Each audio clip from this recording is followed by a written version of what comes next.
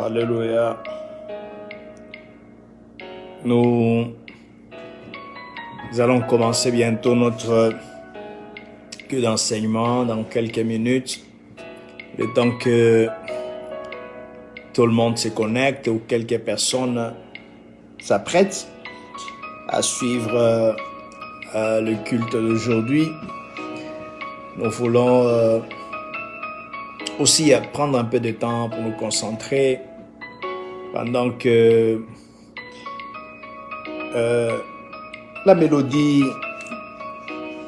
sur cette chanson est en train de jouer, la chanson du pasteur Moïse. Nous aimerions prendre un peu de temps, en profiter pour nous connecter.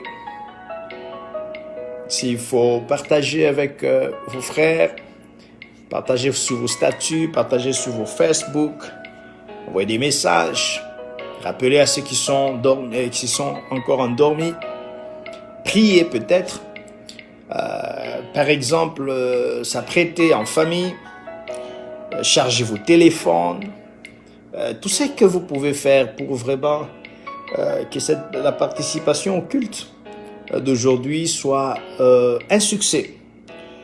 Merci Jésus. Tu es fidèle.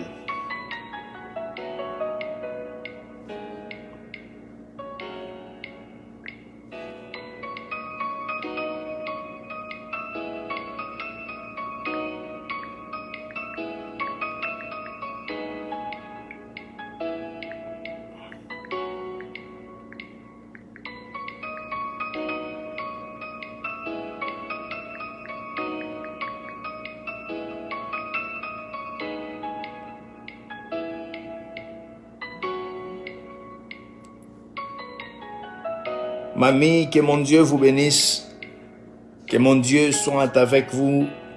On espère que vous allez très bien, vous vous portez très bien.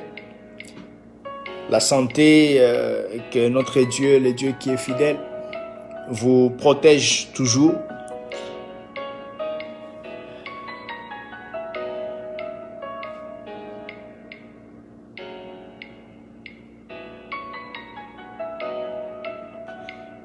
Le temps que tout le monde s'apprête pour se connecter, prier, prendre, je ne sais pas moi, les carnets, les Bibles. Nous voulons vraiment passer quelques temps avant de démarrer notre culte qui est plus basé sur la parole, sur l'enseignement. Parce que plus on fait moins de temps, plus ça donne à beaucoup de gens la chance de suivre.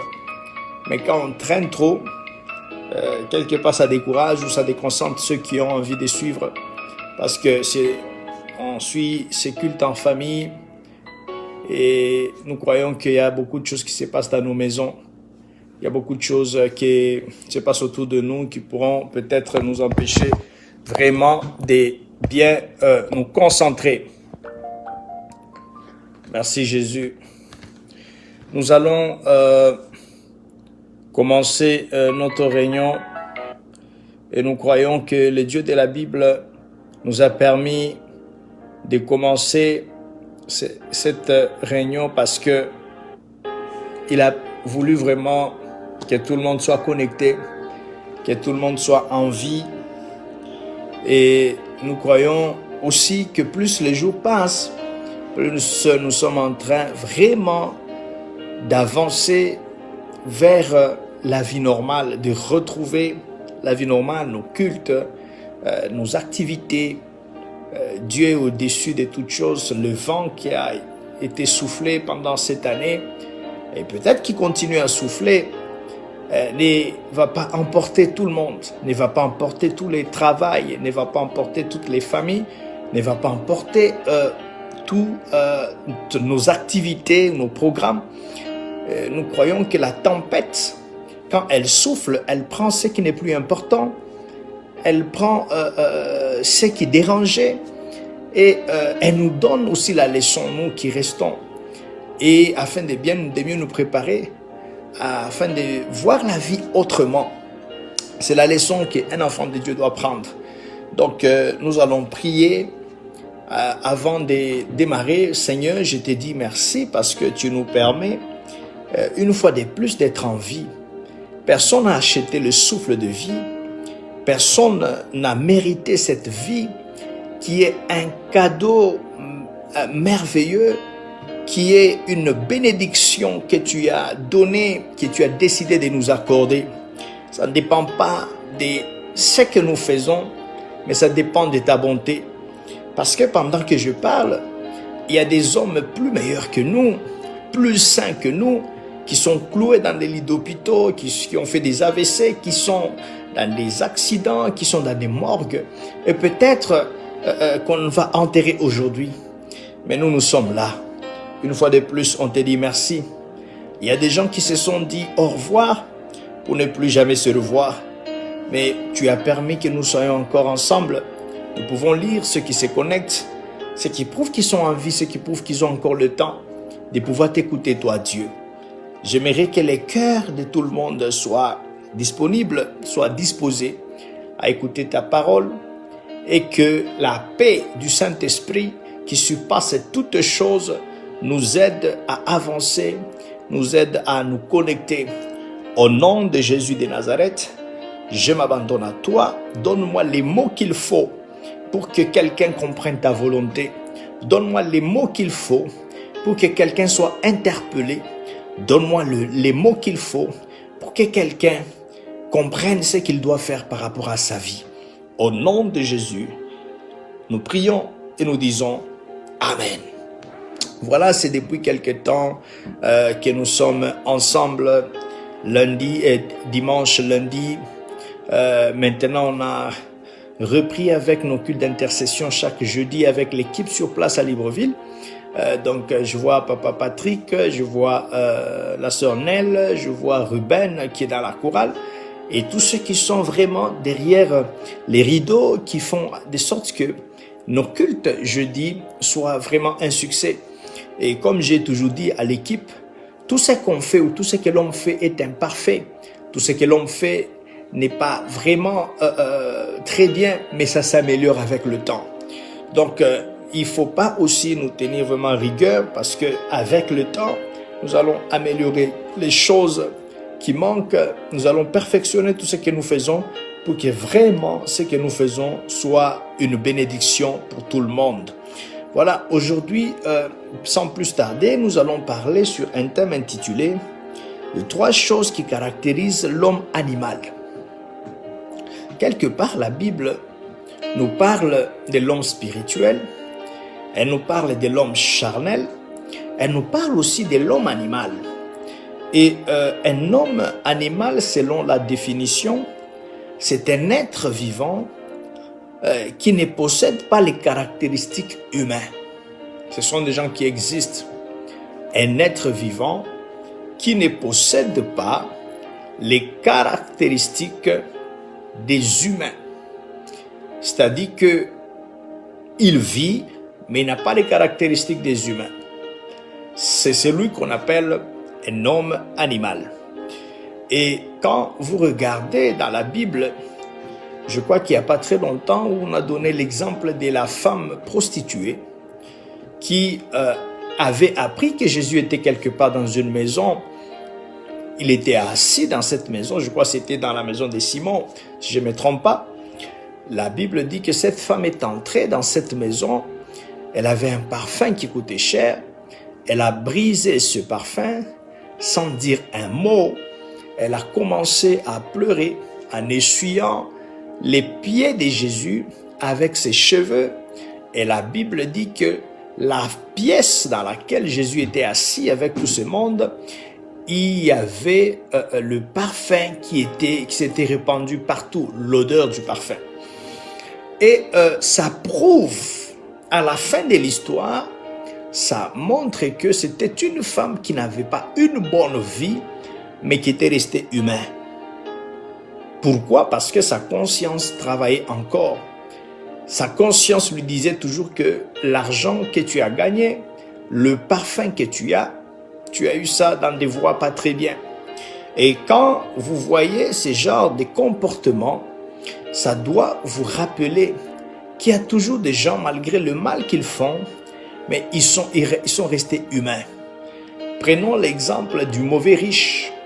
Le mauvais riche a vécu dans une vie de fête, dans une vie de gloire, dans une vie de stabilité sociale. Mais devant sa porte, il y avait l'homme qu'on appelle le pauvre Lazare. Cet homme n'avait aucun souci. Cet homme n'avait aucun remords de voir son semblable vivre dans ces conditions-là. Jusqu'à sa mort, la Bible ne montre pas un endroit où cet homme a compris qu'il fallait faire quelque chose pour son frère qui était pauvre. Ça montre l'image typique d'un homme animal. C'est-à-dire que c'est quelqu'un qui vit seulement pour lui-même. Il est prêt à tout pour écraser les autres.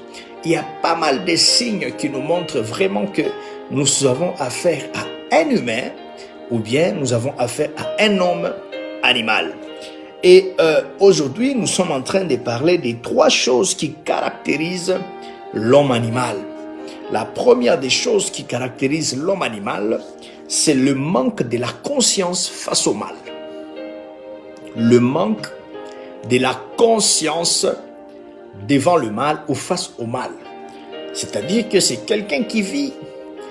Il s'en fout de tout ce qui se passe autour de lui, que ce soit mauvais ou bon. Lui, tout ce qui l'intéresse, c'est de faire sa vie. Et quand vous voyez des gens comme ça, comprenez que ce sont des gens qui montrent les symptômes ou les signes des hommes animaux. C'est-à-dire qu'il ne rentre pas en lui-même comme l'enfant prodigue l'avait fait en disant que « j'ai péché contre mon père, j'ai péché contre le ciel, je vais rentrer chez mon père et demander pardon. » Ce n'est pas en lui. L'homme animal, lui, il n'a pas de conscience. Nous sommes dans le livre de Luc. Luc, chapitre 23. Luc, chapitre 23. Luc, chapitre 23. Le verset 32 à 43. Je vois beaucoup de gens en ligne, mais j'aimerais que tout le monde fasse signe. Je ne vois que Mamie Margot. J'aimerais que tout le monde fasse signe. Vous nous suivez à partir d'où? Comme ça, que nous puissions vraiment faire aussi, que nous puissions faire notre travail, c'est-à-dire que nous soyons en mesure de savoir qui vraiment se connecte régulièrement par rapport au programme live que nous avons depuis quelques temps. Alors, Luc chapitre 23, le verset 32 à 43, la Bible dit ceci. On conduisit en même temps 2 malfaiteurs qui devaient être mis à mort avec Jésus. Lorsqu'ils furent arrivés au lieu appelé Crâne, ils les crucifièrent là, ainsi par les 2 malfaiteurs, ainsi que les 2 malfaiteurs, l'un à droite, l'autre à gauche. Jésus dit, Père, au verset 34, retenez ces versets. Pardonne-leur car ils ne savent pas ce qu'ils font. Ils se partagèrent ses vêtements en tirant au sort. Maman baby, que mon Dieu vous bénisse. Le peuple se tenait là et regardait. Les magistrats se moquaient de Jésus, disant, il a sauvé les autres, qu'il se sauve lui-même s'il est le Christ, l'élu des dieux. La Bible précise les magistrats se sont moqués de l'injustice parce que ces gens n'ont pas trouvé des fautes en lui. Ils ont fabriqué, ils ont monté un dossier contre lui afin de l'éliminer. Ça ne m'étonne pas ce que nous voyons dans nos pays, ce que nous voyons un peu partout dans le monde, où la loi du plus fort est toujours la meilleure. C'est-à-dire que quand tu n'as pas des moyens, tu es exposé à peine même ta propre maison, tu es exposé à peine même ton terrain, tu es exposé à peine ce que tu as des meilleurs, parce que tout simplement, le système il est comme ça. Et ici, c'était un complot, c'était un crime, comme on dit, d'État. C'est l'État, le royaume qui voulait se débarrasser de Jésus. C'est quelque chose qui était joué par les hommes religieux en complicité avec les autorités. C'est pourquoi à un certain moment, quand vous lisez cette histoire, vous allez voir que pendant l'agitation, heureusement que le gouverneur avait une femme qui pouvait voir au-delà de ce que nous voyons. La Bible dit, pendant qu'il était là, la femme lui fait un signe, la femme du gouverneur. Elle va vers son mari pour lui dire que, écoute, j'ai manqué le sommeil à cause de cet homme. Tu dois te retirer de cette affaire. Cet homme est innocent. C'est parmi les choses qui ont fait que le gouverneur s'était lavé les mains.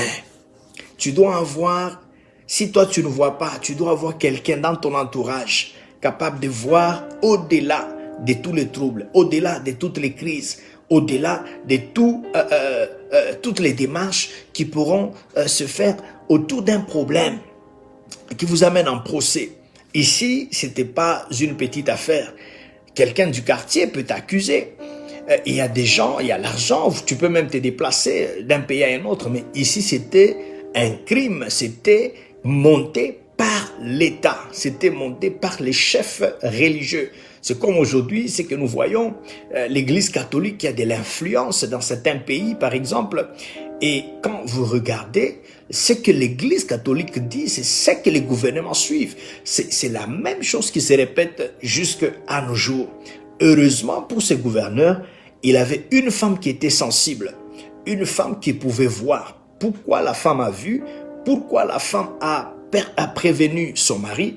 Parce que pendant le procès de Jésus, vous allez vous rendre compte que Jésus avait la capacité, le gouverneur avait la capacité de voir que cet homme, il n'est pas impliqué dans toutes les accusations. Il dit, je l'ai regardé, j'ai parlé avec lui, je n'ai trouvé aucune erreur en lui, je n'ai trouvé aucune faute en lui. C'est-à-dire qu'il avait pris le temps, le gouverneur. Mes frères, il y a une leçon que vous devez aussi tirer dans cette affaire. Vous devez, je vais ouvrir une parenthèse. Il y a toujours un temps où on va vérifier. Il y a toujours un temps où on va te checker. Il y a toujours un temps où on va jauger ta moralité. Jésus est passé par ce feu-là. Jésus est passé par ce feu de checking, des jugements. Et c'est comme ça que le gouverneur a dit, je n'ai trouvé aucune faute en lui. Et toi aussi, si tu passes par le même chemin, est-ce que les autorités ou les gens qui vont t'accuser vont trouver des erreurs, vont trouver des choses à te reprocher? Ça peut être par rapport à ton mariage, ça peut être par rapport au travail. Il y a des gens qui gagnent de l'argent malhonnêtement. Je l'ai toujours dit, il y a des chrétiens hachés, c'est-à-dire des chrétiens qui ont eu la grâce d'avoir des postes. Mais sur ces postes-là, ils volent. Sur ces postes-là, ils pillent le pays. Souvent, nous regardons au sommet, au plus haut sommet de nos gouvernements, c'est-à-dire nos présidents, nous regardons aux ministres. Mais il y a des gens qui sont comme des insectes. C'est-à-dire que leur poste qu'ils ont reçu les permet de ronger, de piller davantage les pays. Ils travaillent dans des douanes, ils travaillent dans des aéroports, ils travaillent partout. Un jour, je crois que c'était l'année passée, je suis arrivé à Kinshasa. J'avais un projet à développer à Goma. Et une fois que je suis arrivé à Kinshasa, je ne savais pas quoi faire. J'avais beaucoup de matériel. Et quelqu'un est venu me voir, il m'a dit, écoute, monsieur, on peut vous aider? J'ai dit, ok, comment est-ce qu'on peut faire? Il m'a dit, bon, est-ce que tu peux nous suivre? J'ai dit, ok, ça va. Je suis ces gens. Je me rends compte que j'étais en dehors de l'aéroport. Je me rends compte que je n'avais pas payé la douane. Je l'ai dit parce que c'est quelque chose qui s'est passé. Je me rends compte que je n'ai pas suivi le protocole. Parce que c'était ma première fois après, après 17 ans de passer par Kinshasa. Je me suis retrouvé l'année passée à Kinshasa. Et c'est ce qui s'est passé. Moi, je ne connaissais rien. Et puis, ces gens-là me disent que, voilà, monsieur, tu es déjà en dehors de l'aéroport, il faut nous payer 300 $. J'ai donné cet argent. Je me suis rendu compte que, au fait, ces choses ici, n'écoutez pas 300, ils sont partis. Je n'ai plus jamais revu ces gens-là. C'est une équipe de gens qui travaillent. Ils ont des postes à l'aéroport. Ils sont là-bas, mais leur travail, ils sont caractérisés par ce profil des hachés. C'est-à-dire que des gens qui volent, des gens qui mettent les gens dans les erreurs, des gens qui poussent les gens à ne pas suivre les protocoles. Et c'est comme ça qu'ils s'enrichissent.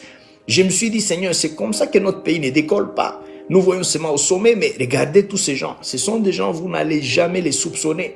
Vous n'allez jamais les arrêter. Mais c'est comme ça, c'est un réseau qui est bâti. Et c'est ce qui s'est passé avec Zachée. La Bible dit qu'il était chef. Zachée percevait les impôts. C'est pourquoi quand Christ est entré dans sa maison, la première des choses qu'il a dit à Christ, je vais donner la moitié de mes biens aux pauvres. Pourquoi? Parce que Zachée savait, à chaque fois qu'il volait, il y a une famille qui s'appauvrissait. À chaque fois qu'il volait, il y avait un plus faible qui s'enfonçait encore dans la misère. À chaque fois qu'il volait, il y a quelqu'un qui se perdait par rapport à la vie. C'est comme ça que vous voyez, dans nos pays, il y a des gens qui sont perdus. Ils ont des diplômes, ils ne savent pas où aller.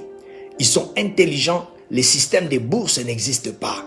C'est-à-dire, quand on veut prendre des gens pour les envoyer, pour leur donner des bourses, ce sont les beaux-frères, les belles-sœurs de tous ceux qui gèrent ces genres de dossiers, qui bénéficient de ça. Ils ne sont même pas intelligents. Il y a ceux-là qui veulent juste aller rejoindre leur mari, je sais pas moi, en France, aux États-Unis, au Canada, du fait que ils doivent rejoindre ou elles doivent rejoindre, on leur fait les documents et ces gens se retrouvent dans ces pays. C'est pourquoi j'ai un ami ici aux États-Unis, Pasteur Joe, qui me dit souvent que moi, quand je prêche aux membres de l'église, je leur dis clairement que si vous venez des familles, des gens qui travaillent dans des gouvernements, qui ont des grands postes dans des entreprises, qui volent ou qui ont volé pour vous envoyer ici, vous êtes maudits. Je lui ai dit, mais ça c'est trop fort. Il m'a dit, c'est comme ça qu'il faut dire à ces gens de personnes. Vous êtes sous la malédiction. Parce que ce qu'ils volent pour vous donner, vous prédispose ou vous met déjà sur la piste de l'échec. Parce que Dieu voit la source de cet argent. Il y a des chrétiens comme ça. C'est pourquoi Néhémie qui a compris cette affaire, lorsqu'il devait retourner en Israël afin de rebâtir les murailles ainsi que les tombes de ses pères, Néhémie a commencé par demander pardon. Le pardon pour les pères, les péchés des pères. Tu ne connais pas ce que ton père a fait pour te donner l'éducation que tu as. Il ne te dira jamais que j'ai volé. Tu ne connais pas ce que ton mari a fait pour t'offrir la voiture qu'il a et que tu as. Ou bien, je ne sais pas moi, il ne te dira jamais la vérité. Il y a des choses qui se passent quand les gens disent que je vais au travail. Il y a des choses qui se passent. Aujourd'hui, vous voyez, ce qui se passe dans nos pays, c'est parce qu'il y a des gens, un groupe de gens, même dans des entreprises qui n'arrivent pas à décoller, il n'y a pas de bonus, il y a rien dans nos pays parce que tout simplement, il y a des gens qui sont comme Zachée. Leur travail, quand il a un poste, il commence à voler. Il va s'enrichir parce que tout simplement, c'est l'état d'esprit que beaucoup de chrétiens ont. Ils vont même donner des dîmes dans les églises. Tu payes la dîme avec de l'argent volé. Ça, c'est quelque chose à laquelle tu dois penser. Heureusement, Zachée avait une conscience. C'est pourquoi quand Jésus est entré dans sa maison, la conscience lui disait, les choses que tu as, tu sais que malgré que les gens peuvent t'acclamer, dire que tu es riche, mais en réalité, tu es un voleur. C'est pourquoi elle a dit, je vais mettre ma paix. Je vais vraiment créer la paix entre moi et ma conscience en donnant les biens que j'ai aux pauvres, la moitié. C'est comme ça qu'on arrange ce genre de choses. Tu ne peux pas dire que Seigneur, pardonne-moi parce qu'on a volé, parce qu'on a détourné. Non, il faut prendre la moitié. Il faut faire l'acte des Zachée. C'est pourquoi quand Zachée a fait ça, Jésus a dit, Zachée aussi, il est fils d'Abraham. C'est-à-dire que quand tu poses un acte comme ça, sur la liste des enfants d'Abraham, on ajoutera aussi ton nom. parce que tu as compris qu'il faut vraiment te débarrasser de ces choses-là. Voilà, nous continuons. La Bible dit, le peuple s'était né là, et regardez, les magistrats se moquaient de Jésus, disant, il a sauvé les autres, qu'il se sauve lui-même, s'il est le Christ, l'élu de Dieu. C'est-à-dire que souvent le peuple a toujours été à l'écart, en train de regarder les acteurs, en train de regarder les autorités pendant qu'ils montent leur coup. Et la Bible continue, les soldats aussi se moquaient de lui, s'approchant et lui présentant du vinaigre. Il disait, si tu es le roi des Juifs, sauve-toi toi-même. Il y avait au-dessus de lui cette inscription, celui-ci est le roi des Juifs. L'un des malfaiteurs crucifiés l'injuriait, disant, n'es-tu pas le Christ? Sauve-toi toi-même et sauve-nous.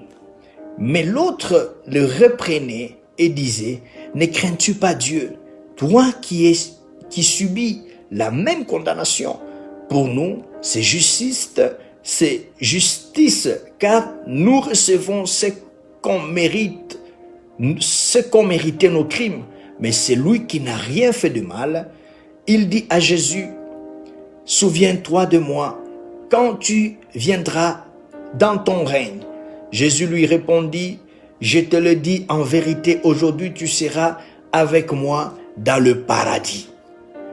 Voilà un peu l'histoire sur la conscience, sur les hommes animaux. La Bible dit ici que nous sommes en train de parler des choses qui caractérisent les hommes animaux, parce que la Bible nous parle de l'homme animal. L'homme animal, il est dans la Bible, il est, je crois, dans les livres des Corinthiens. C'est là où la Bible nous parle de l'homme animal qui ne reçoit pas les choses de l'esprit. C'est-à-dire que ce sont des gens qui vivent avec nous, qui chantent avec nous, qui prêchent parfois, voilà, nous fréquentons les mêmes milieux, nous voyageons avec eux, ils sont dans nos quartiers, ce sont des gens qui sont même dans nos familles. Alors, la première des choses qui caractérise un homme animal, c'est que cet homme-là n'a pas de conscience. Il manque de conscience. Et maintenant, regardez dans cette histoire ici, c'était l'histoire de l'arrestation de Jésus. La Bible dit, comme je l'expliquais, Jésus devenait de plus en plus gênant.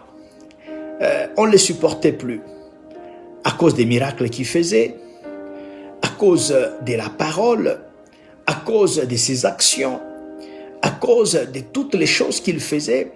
À un certain moment, le gars n'était plus agréable aux autorités.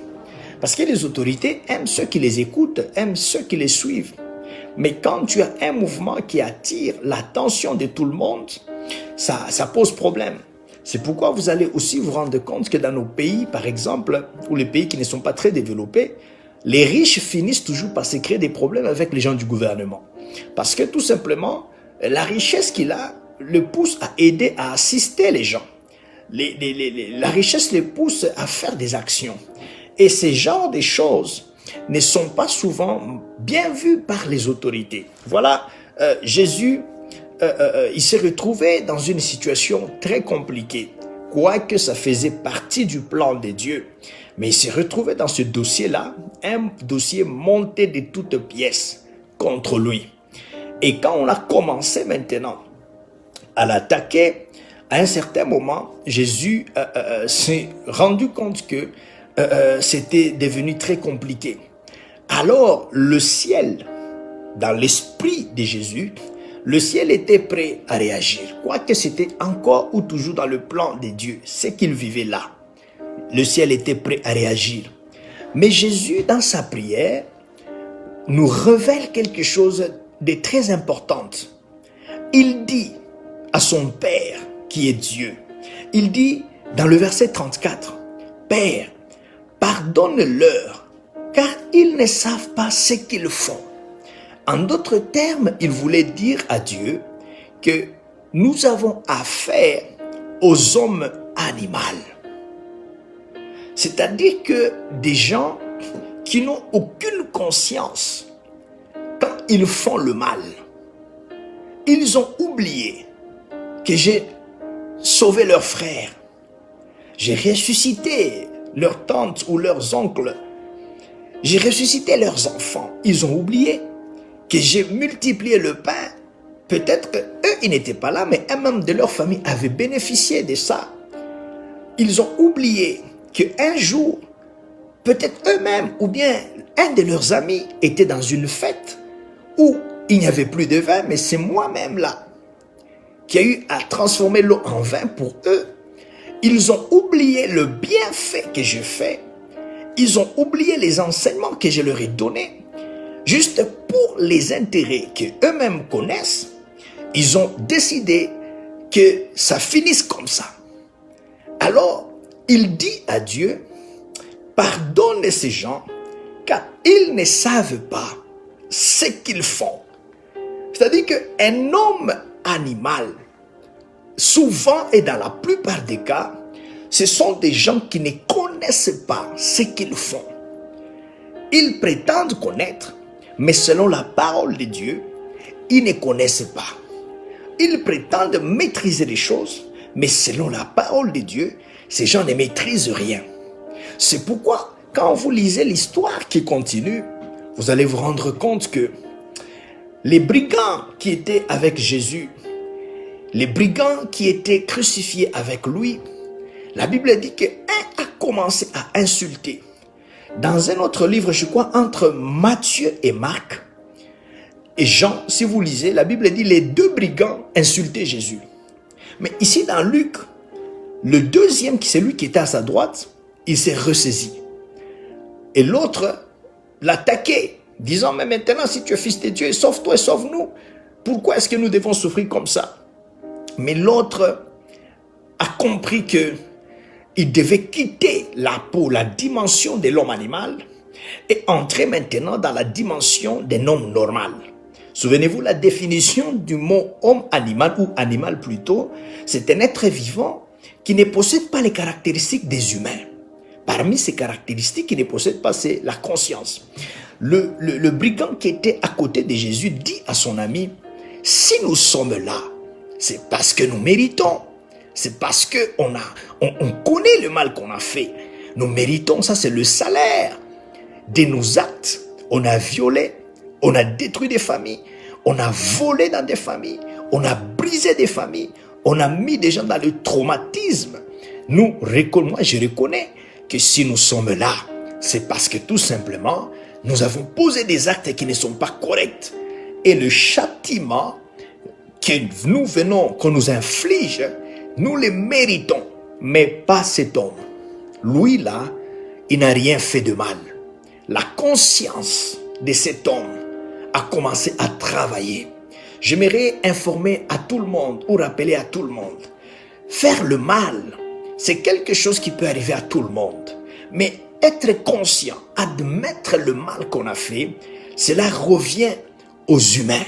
Cela revient aux gens qui ont toutes leurs facultés, qui les qualifient encore d'être des humains.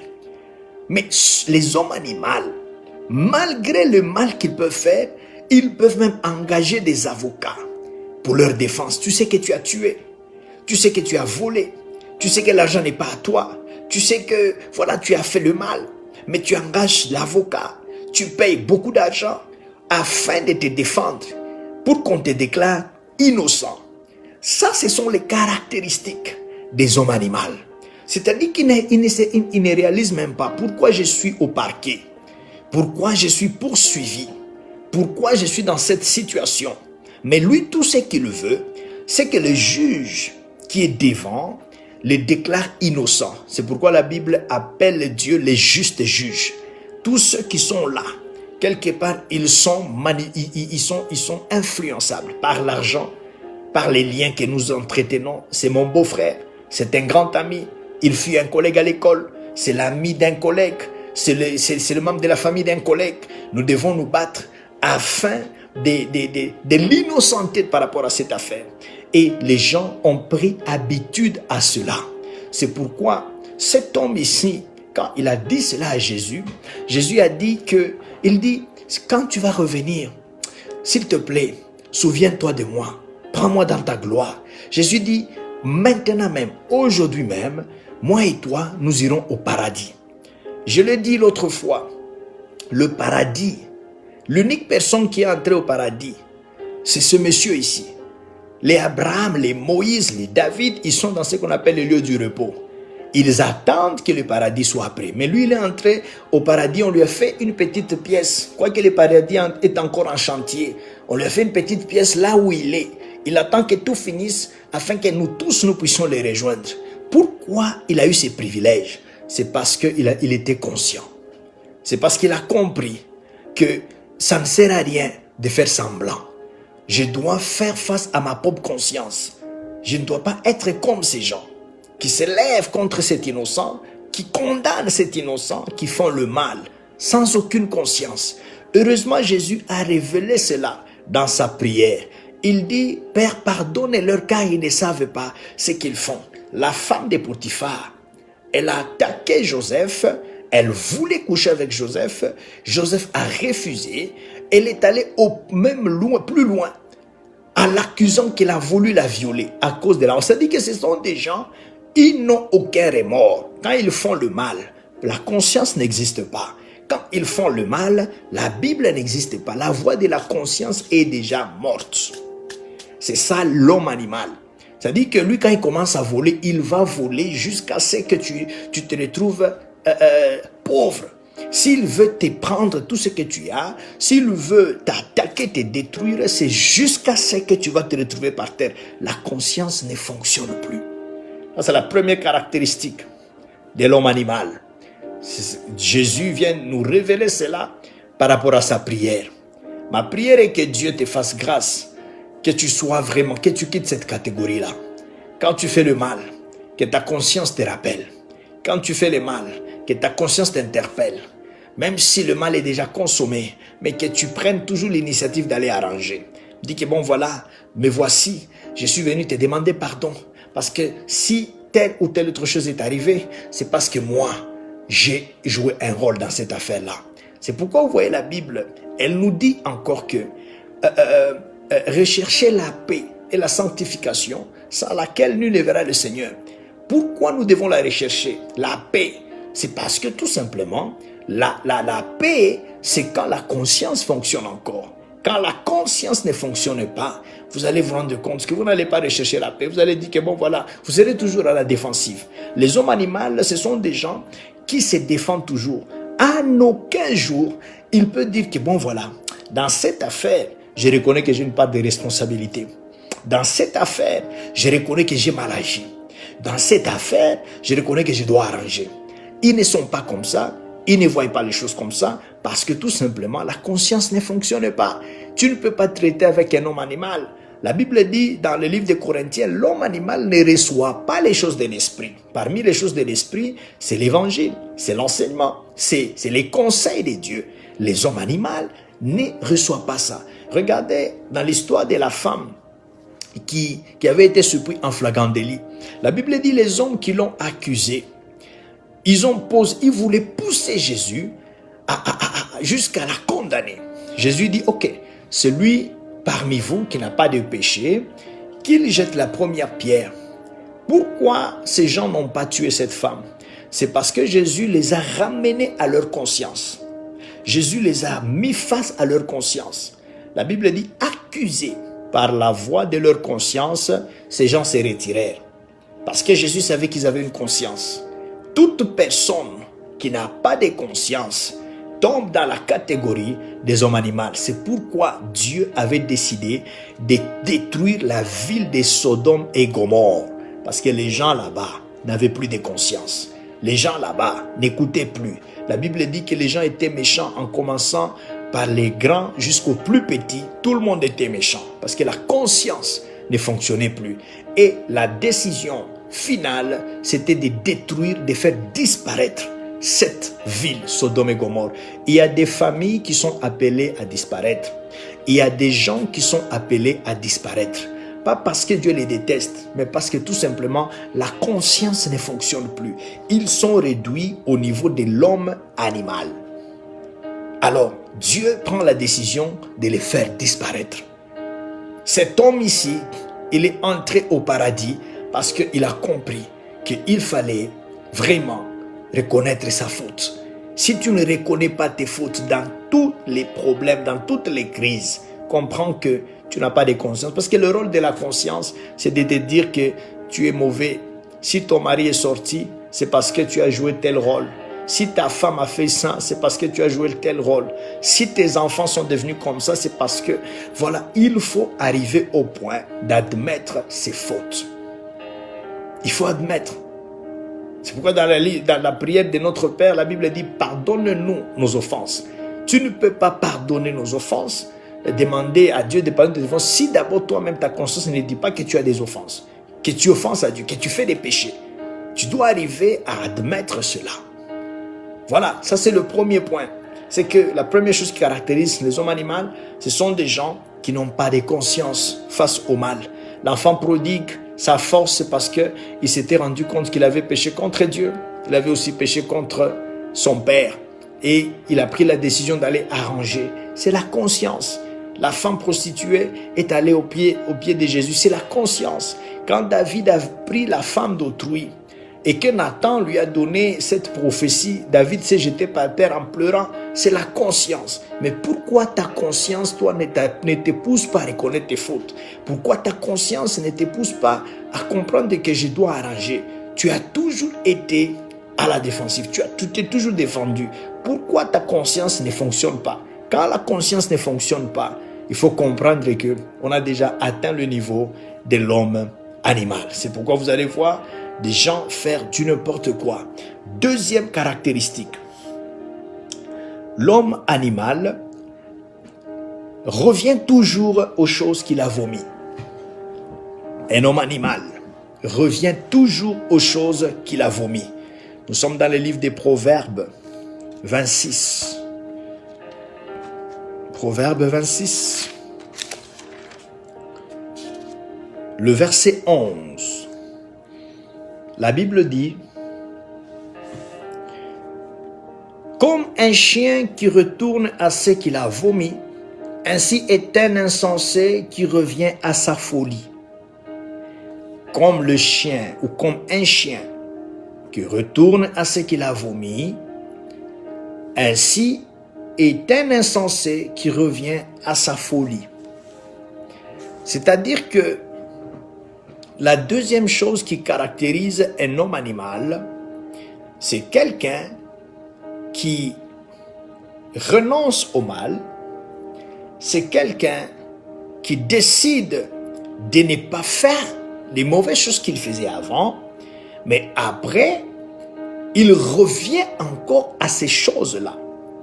Pourquoi la Bible utilise le chien et puis les vomissures, ou bien ce que le chien a vomi? Parce que ce qu'on a vomi, on n'a plus envie de les manger, on n'a plus envie de le voir, on ne veut même pas être à côté parce que ça sent mauvais. Ce sont les trois choses qui caractérisent les vomissures. Tu ne peux pas dire que je n'aime pas cet homme, mais en même temps tu aimes son argent. C'est toujours toi qui prends son argent et dis que non, c'est lui qui m'aime. Non. Quand tu dis non à un homme, non à une femme, tu dois dire non à tout ce qui est attaché à cet homme ou qui sont liés à sa vie. C'est pourquoi plus tard Jésus a dit que ton oui soit oui, que ton non soit non. Pourquoi Jésus nous a dit ça? C'est parce qu'il veut renforcer la nature qui nous préserve à être caractérisés comme des hommes animaux. Tu ne peux pas dire que c'est parce qu'il y avait beaucoup de souffrances que j'ai commencé encore à voler. Tu ne peux pas dire que c'est parce qu'il y avait beaucoup de souffrances que je me suis retrouvé en train de tromper mon mari. Tu ne peux pas dire que c'est parce qu'il y avait beaucoup de souffrances que j'ai décidé de prendre la femme de mon patron. Joseph était esclave, Potiphar était un grand. C'est quelqu'un qui pouvait affranchir sa vie, la mener très loin. Mais il a dit non à la femme de Potiphar. La Bible dit que tous les jours, elle voulait de Joseph, elle voulait coucher avec lui, mais tous les jours, Joseph disait non. C'est-à-dire qu'il n'y avait pas eu de chance pour que le nom de Joseph s'échange en oui. Mais pourquoi toi, tes noms ont toujours changé en oui ou bien tes oui en non? Pourquoi? Pourquoi on doit vivre comme ça? Quand tu dis non à quelque chose, tu dis non, c'est fini. Quand tu dis oui à quelque chose, tu dis oui, c'est fini. Ton nom ne peut plus changer. Alors, la Bible dit que comme le chien qui vomit, après avoir vomi, retourne à ses vomissures, c'est comme ça qu'un insensé retourne à sa folie. C'est-à-dire que l'homme animal, lui, il n'a pas de problème de reprendre son ancienne nature, de repartir à ses anciennes habitudes. C'est-à-dire, une fois que tu es dans le mariage, tu te tirailles avec ta femme ou ton mari et en même temps, tu retournes dans ton téléphone pour être consolé, tu commences à parler avec tes ex. C'est ça être un homme animal. Tu commences à parler avec tes dragueurs. C'est ça être un homme animal. Une fois que tu te retrouves dans une situation compliquée, tu es prêt ou prête à retourner dans une situation qui paraissait confortable avant. Une situation que tu avais renoncé avant. C'est ça être un homme animal. C'est-à-dire que quand tu as la facilité de retourner aux choses auxquelles tu as renoncé, il faut mettre dans ta tête que ça, ce sont les caractéristiques d'un homme animal.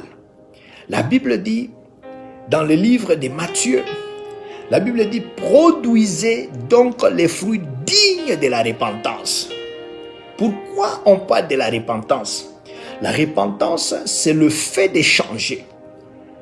Demander pardon, c'est bien, mais se repentir, c'est mieux. Parce que j'ai pris la décision de changer. J'étais homosexuel, je prends la décision de devenir, d'abandonner cette vie. J'étais une deuxième femme, je prends la décision de quitter ce mariage et de refaire ma vie selon la parole de Dieu.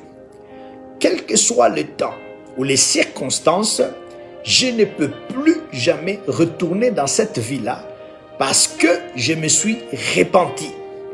J'étais dans une relation, j'étais dans un système où on volait, je me repens, je me dis que je dois me contenter de mon salaire. Si c'est un salaire de 200 €, de 500 €, de 1000 €, et puis tout ce qu'on volait m'a mené à 10 000, je refuse, je renonce à ces 9 000 pour garder mes 1000. La vie n'est pas facile.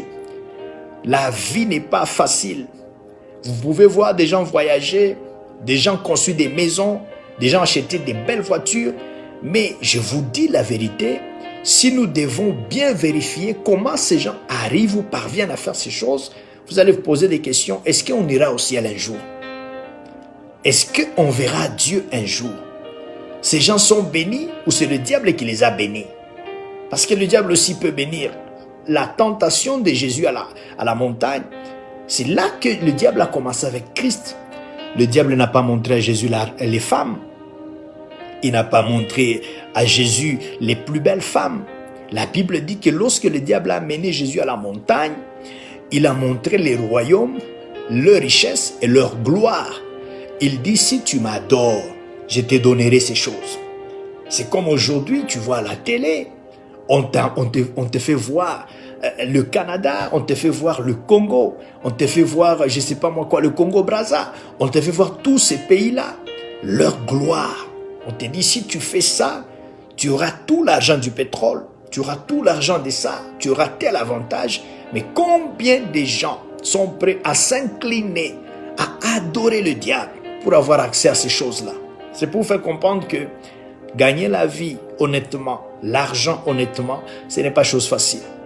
Pendant que je parle, si tu te rends compte que sur tes 10 véhicules, tu n'as acheté, ton salaire ne peut pas acheter aucun de ces véhicules-là, comprends déjà que tu es dans des problèmes. Tu dois prendre une bonne décision. Tu dois prendre une bonne décision. C'est pourquoi vous allez vous rendre compte que lorsque Jésus a rencontré la femme samaritaine, il a dit à cette femme, tu as eu 5 maris. Et même l'homme que tu as, ce n'est pas ton mari. C'est-à-dire que Jésus, une fois j'ai enseigné il y a longtemps, Jésus connaît les choses qui t'appartiennent et les choses qui ne t'appartiennent pas. Il connaît l'argent qui t'appartient et l'argent qui ne t'appartient pas. Il y a même des gens qui ont des biens qui ne les appartiennent pas. Si ton pays, si ton entreprise a du mal à faire des inventaires, il faut savoir que le ciel peut faire les inventaires. Le ciel peut te dire ce que toi tu mérites et ce que tu ne mérites pas. Il est temps de mettre sa vie en ordre, de ne pas être un homme animal. C'est-à-dire que tu reviens toujours à ce que tu as vomi. Tu es incapable de te repentir, de garder la position dans la repentance. Il y a des gens comme ça. Ça, ce sont des caractéristiques des hommes animaux. C'est-à-dire que leur problème, c'est que tout le monde fait ça. Mais tout le monde a l'argent comme ça. C'est comme ça que nous vivons. Comment on va faire? Comment on va faire? Mais Dieu sait que tu as ces salaires-là. Dieu sait que tu as une telle vie. Tu n'as pas besoin de prendre le mari d'autrui. Tu n'as pas besoin de commencer à flirter. Tu n'as pas besoin de commencer à créer, à monter des choses afin de voler, afin de... Non, tu n'as pas besoin de faire ça. La Bible dit, c'est lui qui perdra sa vie à cause de moi, la retrouvera. C'est quoi la vie? C'est la gloire que tu cherches. C'est quoi la vie? C'est la stabilité. C'est quoi la vie? C'est la belle maison climatisée. C'est quoi la vie? C'est la belle voiture. La Bible dit, c'est lui qui perdra sa vie à cause de moi, il la retrouvera. C'est ce que Dieu dit.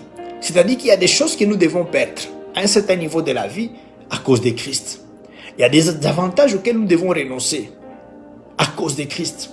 Il y a des choses que nous devons oublier dans nos vies parce que tout simplement, Dieu veut que nous puissions nous repentir.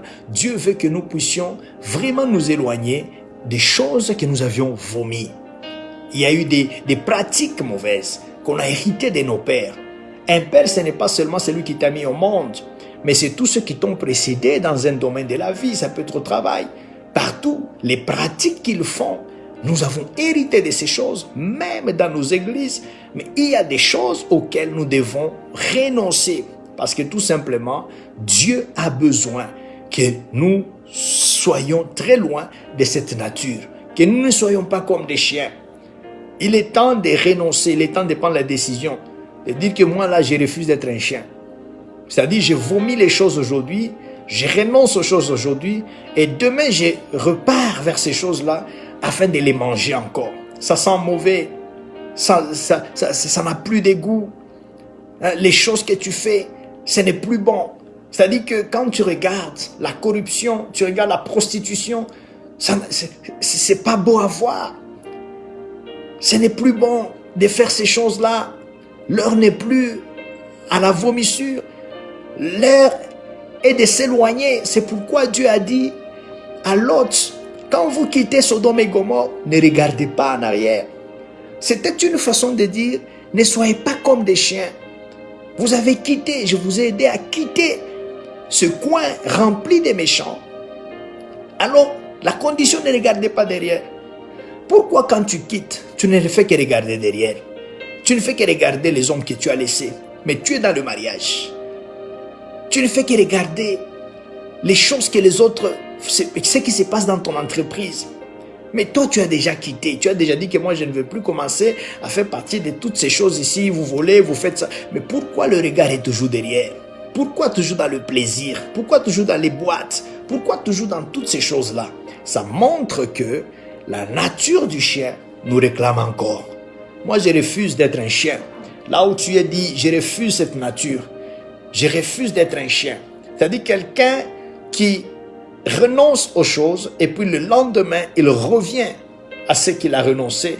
Je refuse cette nature parce que c'est une nature qui me disqualifie. La Bible dit qu'un homme animal ne reçoit pas les choses de l'esprit. Il faut refuser parce que Dieu a besoin des hommes des paroles, des hommes de caractère. La Bible dit que ton oui soit oui et que ton non soit non. Quelque part dans les livres des Proverbes, la Bible dit, si je disais comme eux, je trahirais la race. Il y a une race que tu ne dois pas trahir. Il y a une race que tu dois préserver. Il y a une race que tu dois garder.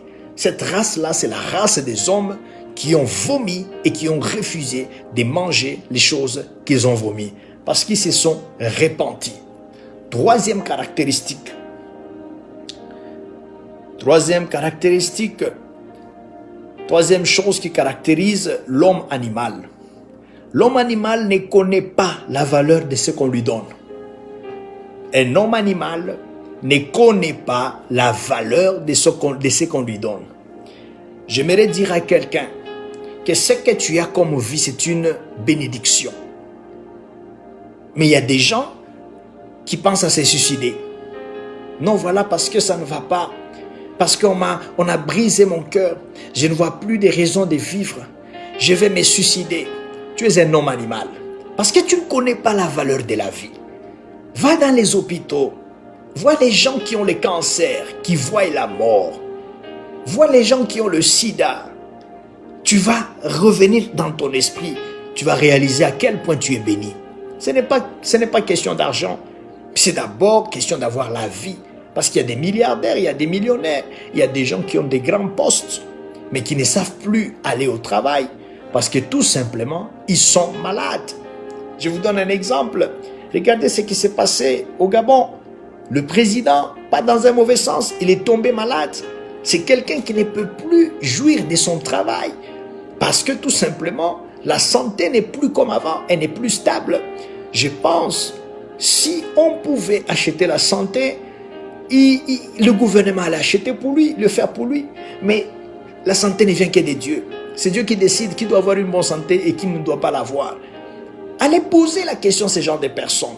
Vous allez comprendre que vous êtes bénis. Vous allez arrêter de vous plaindre. Vous allez arrêter de tout le temps parler. Vous allez arrêter de tout le temps pleurer. Parce qu'au moins tu as une bonne santé. Écoutez ce que la Bible dit dans Matthieu. Matthieu chapitre 7. Le verset 6. La Bible dit, ne donnez pas les choses saintes aux chiens et ne jetez pas vos perles devant les pourceaux, de peur qu'ils ne les foulent aux pieds, ne se retournent et ne vous déchirent. Ne donnez pas les choses saintes aux chiens et ne jetez pas vos perles devant les pourceaux. Le chien, le pourceau ou bien les cochons. Un homme animal, c'est celui qui ne connaît pas la valeur de ce qu'on lui donne. La première des choses que Dieu t'a donné, c'est la vie. Il t'a donné la bonne santé. Mais regardez combien de gens, comment ils jouent à cause du plaisir sexuel. Tu couches avec tout le monde, sans même te rendre compte que tu es en train de jouer. Parce que la Bible dit, ne jetez pas les perles. Les perles coûtent trop cher. Les perles font partie des bijoux les plus chers. Ce n'est pas tout le monde qui peut mettre les perles. Ce n'est pas tout le monde qui peut avoir les perles. Parce que c'est cher. Ce sont des choses qu'on voit dans le cou de la reine Elisabeth. Ce sont des choses qu'on voit dans le cou de toutes les grandes dames du monde. C'est-à-dire, les perles, ça coûte cher. Et dans ce contexte ici, les perles, c'est les choses de valeur que Dieu te donne. Parmi ces choses, il y a la santé. Combien de gens, à cause de l'amour, des plaisirs de ce monde, ils ne se soucient même pas de leur santé. Tous les hommes avec qui tu couches, c'est l'image de jouer avec les perles que Dieu t'a données. Parce que va poser la question à ceux qui ont le sida dans les hôpitaux, ils vont te faire comprendre que, en tout cas, la santé que tu as te qualifie à toutes les bonnes choses de ce monde. Mais regarde combien de fois les hommes, toi, tu rentres partout. Toutes les femmes que tu vois, ce sont des conquêtes. Ce sont des victoires que tu dois remporter. C'est-à-dire que dans ton cœur, tu es content. J'ai couché avec tel, j'ai couché avec tel, j'ai couché avec tel. C'est bien beau ce que tu dis, mais tu es comme un cochon. Tu ne connais pas la valeur de la santé que Dieu t'a donnée. Tu ne connais pas, tu n'as aucune idée de cette grande bénédiction que Dieu t'a donnée. Regardez les gens qui sont dans le mariage. Tu réponds n'importe comment à ton mari. Ton mari, quand il est là, tu ne le respectes pas. Tu ne connais pas la valeur du mariage. Va dans les églises. Va voir les prostituées. Si c'est la beauté qui pouvait donner le mariage, les premières personnes entrées dans le mariage, c'est les prostituées. Parce que nous les voyons, elles sont belles. Mais pourquoi Dieu a décidé de te donner toi le mariage? C'est parce que tout simplement, c'est quelque chose de valeur. Mais on te l'a donné, tu as commencé à jouer avec. Tu es en train de fouler les perles que Dieu t'a données. Tu as commencé à fouler ça aux pieds. Pose la question à la femme qui a perdu son mari. Pose la question à la femme qui ne voit plus son mari dans la maison. Pose la question à la femme qui n'a jamais eu l'occasion d'entrer même dans une relation. Elle te dira la valeur de la chose que tu as en main. Est-ce que vous savez que les femmes qui sont en dehors du mariage, pourquoi elles parviennent à vous arracher les maris ou bien à prendre les hommes? C'est parce qu'elles savent que celles qui sont dans les maisons parviennent à oublier la valeur de leur mari. Alors tout ce que l'homme leur demande de faire à l'extérieur, elles le font sans hésiter. Mais toi, quand ton mari veut te toucher, tu ne fais que le repousser. Quand ton mari veut, tu ne fais que... Oh, il y a même des femmes qui disent que non, ta bouche sent mauvais. Mais une autre dira, chérie, tu sens bon. Chérie, vraiment, voilà, toi tu es comme ça. Voilà, papa, même si tu n'as rien. Mais le fait de te voir vraiment, c'est déjà, ça me donne déjà la joie de passer du temps avec toi. Mais toi, quand l'homme n'a pas d'argent dans la maison, ce sont les tensions. Tu te comportes comme un cochon. Qui ne connaît pas la valeur des perles? De même pour les hommes. La femme qui t'a supporté pendant que tu n'avais rien. Aujourd'hui, tu as l'argent, tu es tout le temps en route. Tu ne rentres à la maison qu'à 23 heures. Tu ne connais pas la valeur de cette femme. Tu as oublié qu'elle était belle. Elle a perdu sa forme parce que tout simplement, tu lui as fait des enfants, 3, 4, 5 enfants. La femme a perdu. Tu commences à chercher les femmes plus jeunes. Tu commences à chercher les femmes fraîches, comme toi-même tu le dis. Tu commences à chercher les femmes qui sont présentables parce que ta femme n'est plus présentable. Tu ne peux plus sortir avec elle. Voilà, elle reste dans la maison en train de mourir en elle-même. Elle s'est dit, bon voilà, c'est fini pour moi. Parce qu'on ne me donne aucune attention. Ce sont des gens qui se comportent en cochon. Dieu t'a donné le mariage. Quelqu'un qui t'a aimé sans rien. Aujourd'hui, tu commences à aller là où toi-même tu connais. Est-ce que sans rien là-bas où tu vas, toi-même en âme et conscience, qu'on pouvait t'accepter? On ne pouvait pas t'accepter. Mais celle qui t'a accepté pendant que tu étais étudiant, tu étais piéton, tu étais encore au chômage, tu commences à la négliger. Ça, ce sont des choses qui montrent que nous sommes des cochons. Nous sommes en train de jouer avec la bénédiction que Dieu nous a donnée. Combien de gens à qui Dieu a donné des opportunités? Combien de gens à qui Dieu a donné des opportunités, mais ils ont joué avec ces opportunités? On t'a envoyé à l'université. Ce n'est pas tout le monde qui a cette grâce d'être envoyé à l'université par ses parents. Toi, tu as eu la grâce d'aller là-bas. Tu fuis l'école. Tu n'aimes pas l'école. Il y a quelqu'un dans sa chambre qui prie, qui dit, Seigneur, donne-moi quelqu'un qui va m'aider. Posez-moi la question, je vais vous dire, qu'est-ce que ça fait de manquer quelqu'un qui t'envoie pour t'envoyer à l'école? Je suis rentré à l'université après 6 ans de l'obtention de mon diplôme, ou bien mon bac. C'est comme ça que j'ai eu la chance. Pendant les 6 ans, j'ai eu des amis qui sont devenus des ingénieurs, des médecins, des amis qui sont sortis, donc qui ont eu des formes. Mais je ne faisais que les regarder. J'étais comme Zaché au bord de la route. Je ne pouvais plus rentrer dans cette route-là. Grâce à moi, parce que Dieu m'avait envoyé quelqu'un qui m'a envoyé à l'université. Je n'ai pas joué avec. Une de mes amies me dit un jour, mais quand nous, on était au lycée, toi, tu n'aimais pas l'école. Tu étais tout le temps à la montagne, à la prière, tu fouillais. Mais l'amour là vient d'où? Pourquoi tu aimes l'école comme ça? J'ai dit, j'ai compris que quand tu manques quelqu'un, pour te donner une opportunité, ce n'est pas facile. Tu as la chance aujourd'hui de te retrouver au Canada, de te retrouver aux États-Unis. Pose la question à ceux qui sont au Congo. Pose la question à ceux qui envient ces gens de pays. Mais vous jouez avec les opportunités que Dieu vous donne. Souviens-toi, la vie de l'homme change par rapport aux opportunités que Dieu l'offre. Quand une opportunité ne vient pas dans ta vie, tu n'auras pas de chance de vivre quelque chose de nouveau. C'est l'opportunité qui te donne une porte de quitter un point A, aller vers le point B. Quand tu n'as pas d'opportunité, tu n'avances pas. Mais combien de fois vous jouez avec les opportunités? Tu as eu la grâce de trouver des investisseurs. Tu prends l'argent, tu voles. Les projets qu'on t'a demandé de faire, tu les négliges. C'est Dieu qui a envoyé ces gens-là pour que ta vie change. Mais tu t'es comporté en cochon. Les opportunités que Dieu te donne, c'est pourquoi David n'a pas joué. Devant Goliath, David savait. La Bible dit, il a posé la question, mais qu'est-ce qu'on va remettre à celui qui va faire tomber cette... D'abord, il l'appelle l'incirconcis, qui insulte l'armée des dieux vivants. Et puis il dit, mais qu'est-ce qu'on va lui donner? C'est-à-dire que s'il n'y avait rien, il n'allait rien faire. On lui dit, non, mais voilà, celui qui va battre Goliath, il va épouser la fille du roi, c'est-à-dire que le célibat va tomber. 2, le roi va l'enrichir, donc la pauvreté tombe. 3, sa famille ne paiera pas d'impôts, c'est-à-dire que une vie de faveur. David a dit, je vais me battre.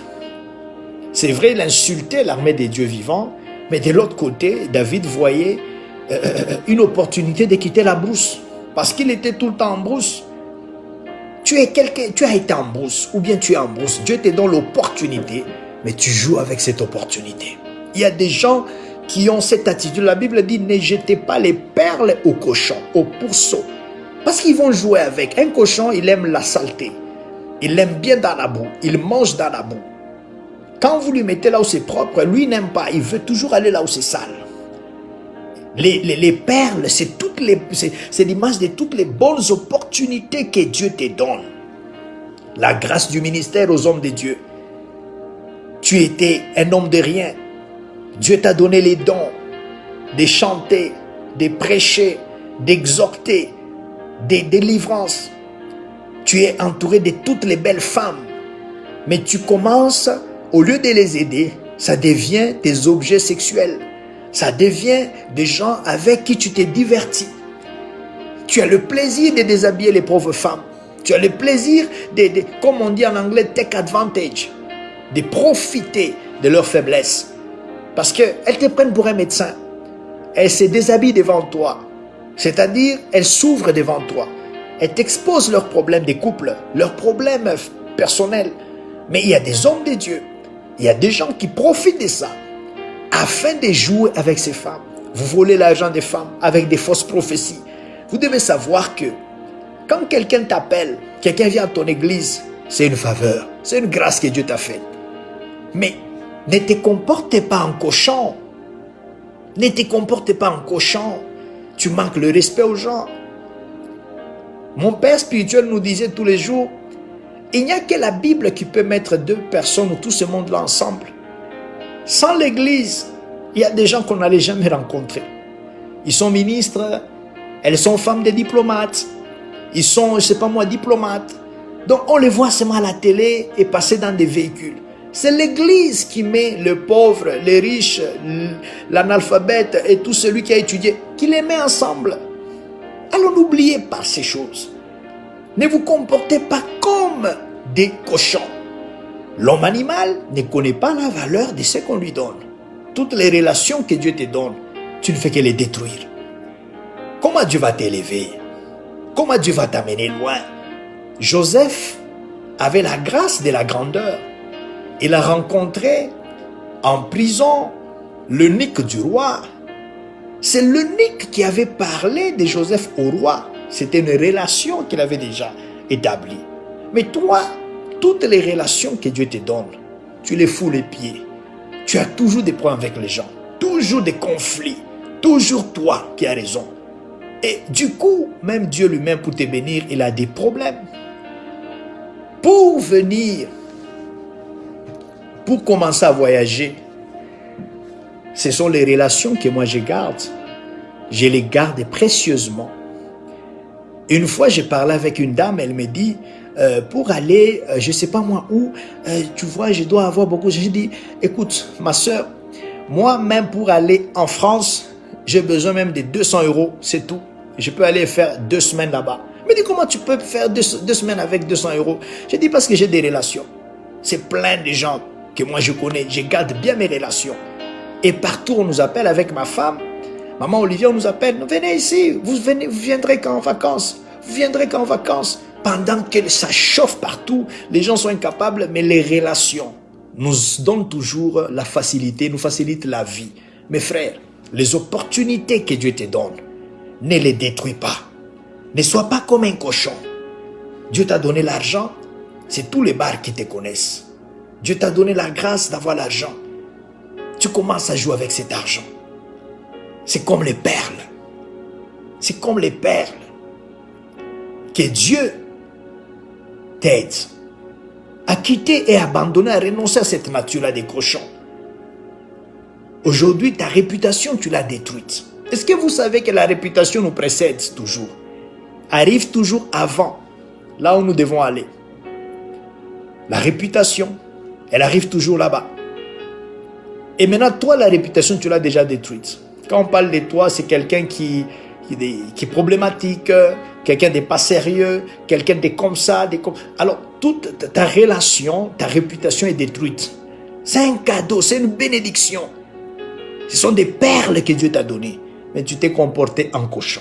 Voilà les 3 caractéristiques ou les 3 choses qui caractérisent l'homme animal. L'homme animal n'a pas de conscience face au mal. L'homme animal, il ne connaît pas, il retourne toujours à ce qu'il a vomi. Et l'homme animal ne connaît pas la valeur de ce qu'on lui a donné ou de ce qu'on lui donne. C'est pourquoi Dieu, il est toujours avec beaucoup de biens entre ses mains, parce qu'il voit sur la terre des hommes animaux à qui il ne peut pas remettre ça. La voiture, c'est pour se déplacer. Toi, tu as transformé ta voiture en hôtel.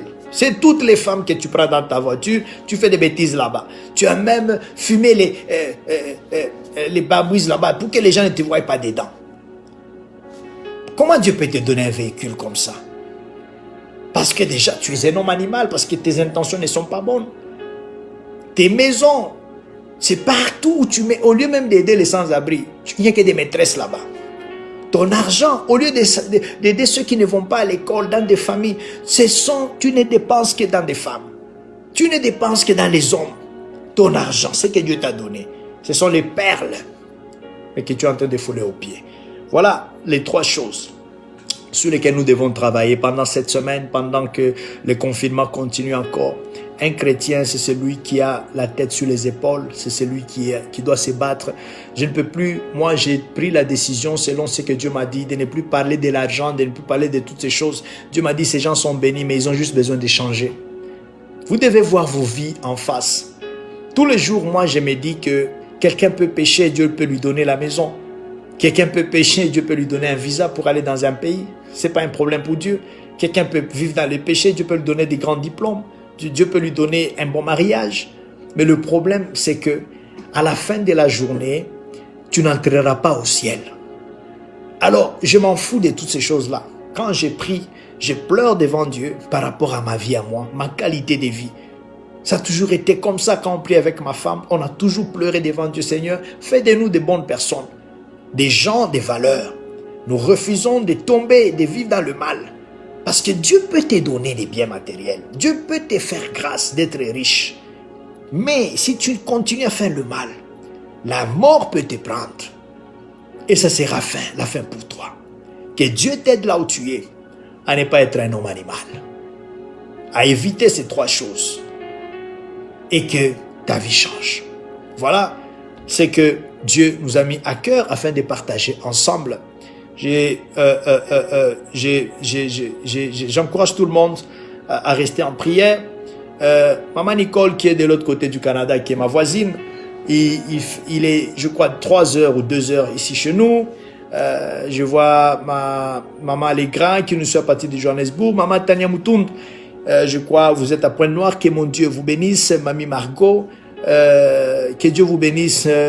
Mama Baby ainsi que le docteur Joseph à Johannesburg et tous ceux qui nous suivent, que mon Dieu vous bénisse. Je ne suis pas en mesure de voir tout le monde, mais que mon Dieu soit avec vous. Que Dieu vous aide à être vraiment, à quitter cette catégorie d'homme animal. Soyez des hommes spirituels. Que Dieu vous aide parce que c'est la dimension à laquelle les dieux de la Bible nous attendent tous. Vous pouvez prier, vous pouvez jeûner, ça ne dit rien à Dieu. Mais ce qui intéresse à Dieu, c'est la qualité de vie que nous menons. Voilà, donc demain nous serons ensemble pour notre culte d'enseignement. Le jeudi, nous serons en pleine intercession avec le pasteur Patrick, qui est resté avec toute l'équipe sur Libreville. Donc, nous devons suivre ces cultes-là. Nous sommes en train de prier vraiment pour les nations, pour les familles, parce qu'on a besoin de la prière. Et voilà, donc que mon Dieu vous bénisse. Nous vous souhaitons, ceux qui sont en Belgique, en Europe, partout, et ceux qui sont en Afrique, je vois Mémé Clotilde, que mon Dieu vous bénisse vraiment. Ça nous honore de vous avoir parmi nous. Ceux qui sont en Afrique, nous vous souhaitons bonne journée. Je crois que bientôt sera midi et bon appétit chez vous. Donc, on se retrouve demain. Et que Dieu nous protège et qu'il vous bénisse aussi. N'oubliez pas surtout de prier pour le monde entier, surtout les pays qui sont plus affectés par le coronavirus. Que Dieu nous garde, que Dieu nous fasse du bien. Mamie Margot, que mon Dieu te bénisse et nous allons nous revoir demain. Voilà, bye bye et que la paix de Dieu soit avec vous.